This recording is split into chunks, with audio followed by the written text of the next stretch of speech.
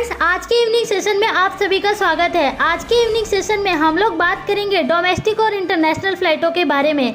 आपको बताना चाहेंगे कि हरदीप सिंह पुरी आज लाइव आए थे, जहां पर उन्होंने लोगों के लगभग सभी सवालों का जवाब देने की कोशिश की, जिसमें कई महत्वपूर्ण बातें निकलकर सामने आई, जैसे कि इंटरनेशनल फ्लाइटों के बारे में कि रेगुलर इंटरनेशनल फ्लाइटें और ज्यादा कैपेसिटी में कब से शुरू हो सकती हैं, क्योंकि इस समय सबसे बड़ी प्रॉब्लम ये है कि दूसरे देशों में जो लोग फंसे हुए हैं उनको देश में कैसे लाया जाए। दूसरा ये है कि जैसे कि विदेशों से जिन भारतीयों को लाया जा रहा है उसमें कुछ लिमिटेड राज्यों के लिए सर्विस हो रही है, जैसे कि केरला और साउथ इंडियन लोगों के लिए फ्लाइटें ऑपरेट हो रही हैं और बाकी अन्य दूसरे राज्यों के लिए नहीं हो रही है। और फिर बात करेंगे डोमेस्टिक फ्लाइटों में ट्रैवल करने वाले लोगों के क्वारंटाइन को लेकर कि कई स्टेट्स के लोग जो दूसरे स्टेट से आ रहे हैं उनको क्वारंटाइन करने की बात कही जा रही है। तो चलिए बात करते हैं इंटरनेशनल फ्लाइटों को लेकर। आपको बताना चाहेंगे कि इंटरनेशनल फ्लाइटों को लेकर लोगों में अभी भी ये विश्वास नहीं है कि इंटरनेशनल फ्लाइटें हाल फिलहाल में चालू हो पाएंगी। यहाँ पर हरदीप सिंह पुरी के लाइव सेशन में लोगों ने ये बातें पूछी कि क्या इंटरनेशनल फ्लाइटें अगस्त सितंबर तक चालू हो जाएंगी। तो यहाँ पर हरदीप सिंह पुरी का कहना था कि नहीं, ऐसा नहीं होगा। यदि हालात सामान्य रहते हैं और कोरोना के केसेस जितना हम एक्सपेक्ट कर रहे हैं उसके रेंज में ही रहता है तो अवश्य ही रेगुलर इंटरनेशनल फ्लाइटें बहुत जल्दी शुरू हो जाएंगी। इसके अलावा बाहर की एयरलाइन कंपनियों को भी चालू किया जाएगा, जिससे कि जो लोग बाहर फंसे हुए हैं वह सभी लोग देश में आ सकेंगे। लेकिन यहाँ पर उन्होंने ये जरूर बताया कि उन सभी लोगों को 14 दिन क्वारंटाइन में रहना पड़ेगा। इंटरनेशनल फ्लाइटों से जुड़ी एक और बड़ी खबर है कि जो वंदे भारत मिशन को लेकर हरदीप सिंह पुरी के सामने लोगों ने ये सवाल रखा कि जो लोग स्टूडेंट हैं और मजदूर हैं वो अभी भी दूसरे देशों में फंसे हुए हैं, उनके लिए हवाई सेवाएं शुरू नहीं हो पा रही हैं, जिससे कि वो अपने घर नहीं पहुंच पा रहे हैं। तो हरदीप सिंह पुरी का ये कहना था कि शुरुआत में ये लग रहा था कि कम लोग ही विदेशों से आएंगे, लेकिन जैसे जैसे सिचुएशन खराब हो रही है वैसे वैसे आने वाले लोगों की संख्या भी बढ़ती जा रही है। लेकिन अभी कुछ ही हवाई सेवाओं को शुरू किया गया है, जिससे कि इन लोगों को थोड़ा वेट करना पड़ेगा। उनके लिए वंदे भारत मिशन में और भी फ्लाइटों को ऐड किया जा रहा है, चाहे वो एयर इंडिया हो या प्राइवेट एयरलाइन कंपनी हो। जैसे कि लेटेस्ट अनाउंसमेंट में ये बात सामने आई है कि इंडिगो भी अपनी कुछ उड़ानें शुरू कर रही है, जो कि मिडल ईस्ट कंट्री के लिए होगी। उसके ऊपर हमने सेपरेट वीडियो बना रखा है, आप हमारे वीडियो सेक्शन में जाकर वो वीडियो देख सकते हैं।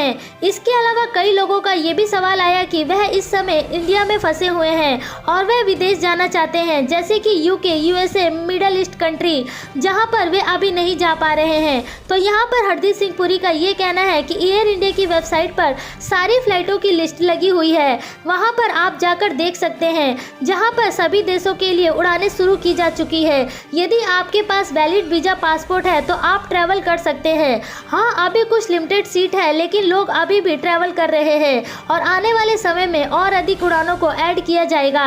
अब बात करते हैं अगले टॉपिक पर, जिसमें हम लोग बात करेंगे कि ज़्यादातर उड़ानें केरला और साउथ इंडिया के लिए ही क्यों हैं।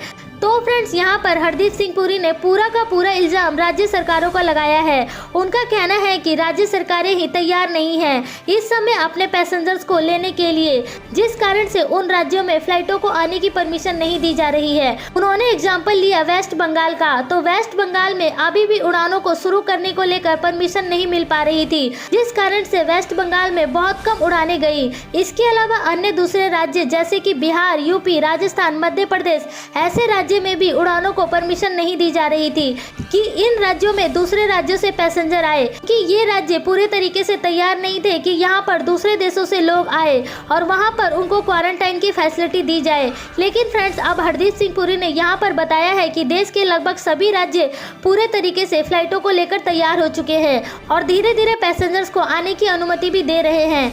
जैसे जैसे राज्य सरकारें फ्लाइटों की परमिशन दे रही हैं वैसे वैसे उन राज्यों में फ्लाइटों की संख्या बढ़ाई जा रही है और आने वाले समय में दूसरे स्टेट जैसे कि यूपी, बिहार, वेस्ट बंगाल, असम, ऐसे राज्यों में भी बहुत जल्दी उड़ानें शुरू हो जाएंगी। अब बात करते हैं आज के इवनिंग सेशन के लास्ट टॉपिक पे। आपको बताना चाहेंगे कि डोमेस्टिक फ्लाइटें देश में 25 मई से शुरू होने वाली हैं, लेकिन डोमेस्टिक फ्लाइटें शुरू होने के साथ ही देश के कई राज्य ऐसे हैं जो इस डिसीजन के खिलाफ हैं, जिनका ये कहना है कि डोमेस्टिक फ्लाइटें अभी शुरू ना किया जाए और इसके अलावा यदि शुरू भी किया जा रहा है तो आने वाले दूसरे स्टेट्स के पैसेंजर्स का भी इंटरनेशनल पैसेंजर्स की तरह ही क्वारंटाइन किया जाए।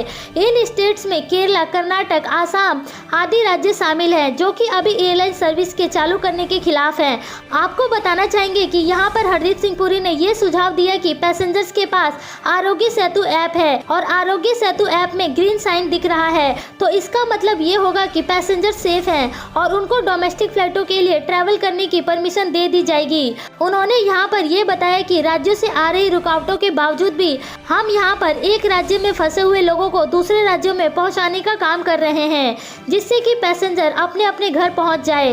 इन सब के अलावा हरदीप सिंह पुरी ने डोमेस्टिक फ्लाइटों को लेकर एक और बड़ी अपडेट ये दी है कि वैसे तो डोमेस्टिक फ्लाइटें चालू हो गई हैं, लेकिन इसके अलावा स्पेशल चार्टर्ड फ्लाइटें भी बहुत जल्दी नॉर्मल पैसेंजर्स के लिए चालू कर दी जाएंगी। इससे पहले स्पेशल चार्टर्ड फ्लाइटें केवल बीमार लोगों के लिए एयर एम्बुलेंस थी, जो कि केवल इमरजेंसी में ही अपनी सर्विस दे रही थी। फ्रेंड्स, ये सारा का सारा इवनिंग सेशन हमने हरदीप सिंह पुरी के लेटेस्ट इंटरव्यू को देखकर बनाया है कि उन्होंने इस इंटरव्यू में क्या कहा है और आगे क्या प्लानिंग है आप लोगों के लिए। तो फ्रेंड्स, इस इंटरव्यू की कुछ बातें हम आगे इस वीडियो में चलाने वाले हैं। Start by welcoming all of you.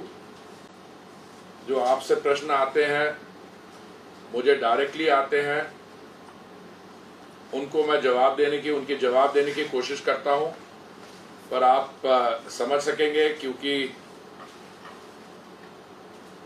सवाल इतने उठते हैं और आप में से कई लोग 23 मार्च के बाद मुझसे डायरेक्टली कांटेक्ट में भी रहे हैं, but it is not possible to answer each once question individually. So हम सोशल मीडिया के द्वारा through press conferences we try to respond. पर जब मुझे ये सजेशन मिला कि हम एक फेसबुक लाइव सेशन कर सकते हैं, सो आई वेलकम्ड इट। देखिए, पहली बात तो ये है कि हमारी ये जो अनाउंसमेंट थी कि सोमवार 25 मई से डोमेस्टिक सिविल एविएशन ऑपरेशंस चालू हो जाएंगे, इसमें बिल्कुल स्पष्ट तरीके से हमने ये जानकारी दी थी कि ये इस स्कीम में कोई हमारे स्टेट्स या हमारे शहर they will not be left out.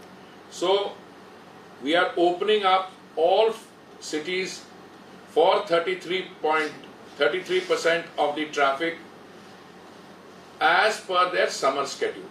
तो जितनी एयरलाइंस हैं उनका जो समर स्केड्यूल है वो दे कैन रन 33%। हमने शुरू से कहा है that all Indian citizens can come back, but we are starting with those Indian citizens who are in a state of distress or who are stranded outside. All Indian citizens don't want to come back also. So ये जो सवाल जिसने भी पूछा है, this is also I would think perhaps based not on a full understanding, but Usha ji, we've got one step further. हम सिर्फ Indian nationals को नहीं, अब तो हम OCI कार्ड होल्डर्स को भी आने दे रहे हैं। वरना ओवरसीज सिटीजन ऑफ इंडिया कौन होता है? जिनके पास पासपोर्ट किसी और देश का हो, but they are originally from India. So we are allowing them to come. So this question is not right. We are quite happy with all the Indians coming back, but because we are in an evacuation procedure और civil aviation पूरी arrangements जो हैं globally अभी चालू नहीं हुई हैं, so we are starting with smaller numbers. मैंने कहा ना आपको, 6 मई से शुरू किया, 31 मई 25 दिन में मुझे लगता है हम 50,000 लोग ले आएंगे। और अब हमारे जो प्राइवेट ऑपरेटर्स हैं वो भी जुड़ गए हैं इसके साथ, और प्राइवेट ऑपरेटर्स के जुड़ने के साथ our capacity to bring people back will be much higher. But विदेश मंत्रालय ने जब ये काम शुरू किया तो उन्होंने अपनी वर्किंग बेसिस पे रखा शायद 1,90,000 हमारे बहन भाई है जिनको वापस आना होगा। तो मैंने कहा पहले कुछ दिनों में ही हम पहले 25 दिनों में हम 50,000 लोगों को हम ले आएंगे। और जहाँ तक जो नेबरिंग कंट्रीज हैं, जैसे श्रीलंका की बात हुई, हम एक और जगह से एक हमने शिप भेजा था, और जहाँ तक मुझे जानकारी है श्रीलंका से भी हम लोगों को लाने की एक बोथ ईदर बाय शिप और by air. This is at a very advance stage of consideration. तो डिस्क्रिमिनेशन की कोई बात नहीं है। It's just that when you open up and the demands are huge and your capacity originally and not your own capacity, the states are being very careful. अगर श्रीलंका से लोग आ रहे हैं तो मुझे नहीं पता कौन सी स्टेट्स में, अगर तमिलनाडु से हैं या आंध्रा से या केरला से, पर अगर आप 1200-1500 लोग लाना चाहते हो तो स्टेट गवर्नमेंट भी तो तैयार होनी चाहिए ना साथ में. देखिए, हमने शुरू की थी फेज 1 में, क्योंकि हमारे यहाँ हेजिटेशन थी, हमें नहीं पता था कैसे सफलता मिलेगी. State governments check in point पे, तो हमने शुरू की थी 12,800 लोगों के साथ. ये पहले हफ्ते में होगी. हमने ऑलरेडी कल शाम तक 25,000 कर लिए थे, और मैंने आपसे कहा अगले 4-5 दिन में ये 25,000 की जगह हम 50,000 ले जाएंगे. और अभी हमारे प्राइवेट ऑपरेटर्स भी साथ में हमारे जुड़ गए हैं, तो मैं समझता हूं कि 25 से 50, 50 से 2 लाख, तो हम तो बढ़ाते जा रहे हैं. One part of this question was also that how to reach airport. Please tell police to see ticket and allow us. That's all being worked out. I don't want to start assuming the role of the district magistrate, but this is now, it's in everybody's interest to allow this to happen and to take place. How many minimum passenger in flight are needed to take off from there? And if required passengers are not available as per your requirement, then what will be your next step to transport passengers to their destination? This is about the capacity. I am not clear. I've understood the question. It's very clear. Flights will take place, whether they are full or not so full. This is again the question which we keep on getting in civil aviation. Need clarity on the refund process of domestic flight schedule during lockdown period. Look, I've had to explain this many times. This whole business of refunds is a complicated issue. It is hypothetically possible for you to buy a ticket for travel 6 months later. That's a different category. But there was a certain sui generis situation introduced on account of people being inconvenienced on account of the lockdown. Now, we issued an advisory. We issued an advisory that if somebody has had his ticket cancelled on account of the lockdown, they should be reimbursed in full. And that is taking place. When there was hesitation initially, we changed that, and we then said that we need to issue a directive. That directive has also been issued. But let me put it a different way.